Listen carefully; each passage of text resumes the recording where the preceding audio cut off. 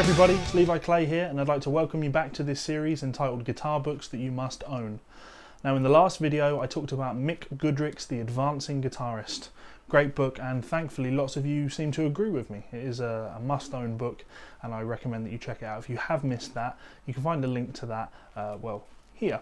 Worth checking out if you don't already own that book. Today I'd like to talk about another influential writer, though probably not for the book that he's most known for. So that artist is, or that writer would be, Mr. Ted Greene. And the book we're going to be talking about today is Single Note Soloing, Volume 1. Now, Ted is obviously probably best known for his book Chord Chemistry, a book that, personally speaking, I don't really rate that much. I mean, to me it's a book of its time. It strikes me as a book that, when it was initially released, was pretty revolutionary. There weren't many books of that type at the time, whereas I think that subject has been covered in a lot more detail with better explanation as the years have gone on. I don't really think that book holds up as well in 2016. Obviously, I can be totally wrong on that. I know many people that do love and value that book and have got a lot from it. There's also Ted's Modern Chord Progressions book. Obviously these are both in the library. But the book that I'm particularly fond of is his Single Note Soloing books, because to me these books do stand the test of time. If you want to cover the subject of improvisation on guitar, these are some of the best books that you can buy. Now, as with The Advancing Guitarist, this book doesn't contain any tab. So it can be a bit of a test if you're not a tab reader. But the material contained is absolutely fantastic. As with The Advancing Guitarist, there's a decent amount of text to accompany the musical examples. So you get that nice balance of being in the room with the guy.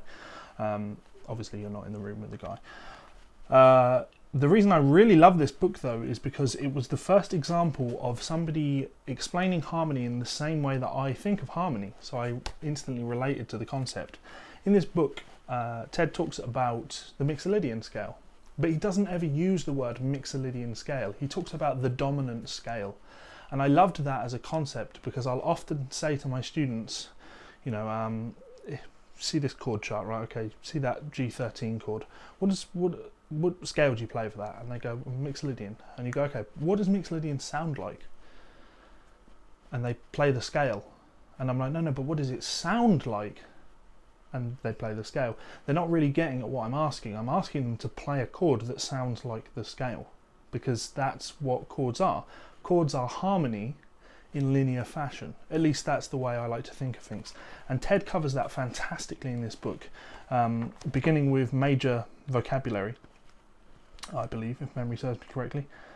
Yeah, so beginning with major vocabulary, we start creating lines that use just the root, third, fifth and seventh, and then the root, third, fifth, seventh and ninth, and then the root, third, fifth, seventh, ninth and sharp 11th, and then the root, third, fifth, seventh, ninth, sharp 11th and 13th.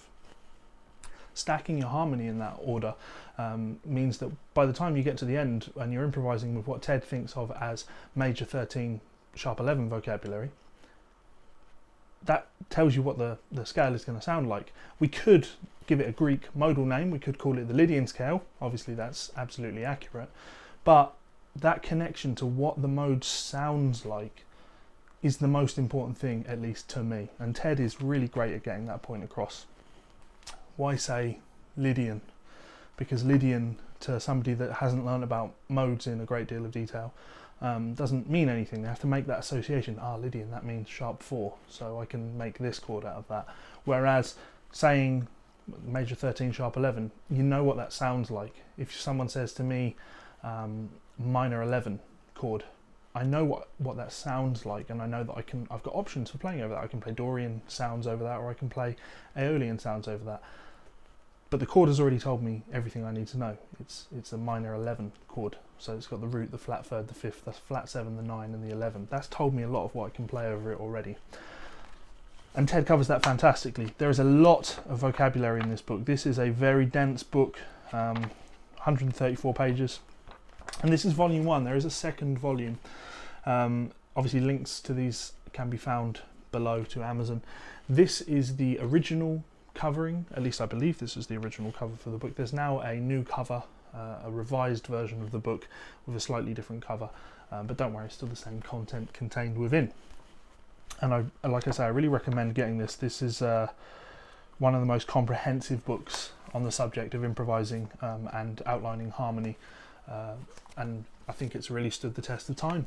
Ted was a fantastic musician, an incredibly gifted musician with unbelievable ability, and who's been remembered as the chord chemist. I kind of understand why though, because calling him the single note soloing guy doesn't have the same ring to it. But what do you guys think? Have you read this book? Would you like to check this book out? Is there anything you'd like to ask me about this particular book? Drop a comment in the comments box below. Hit the subscribe button, that really helps out.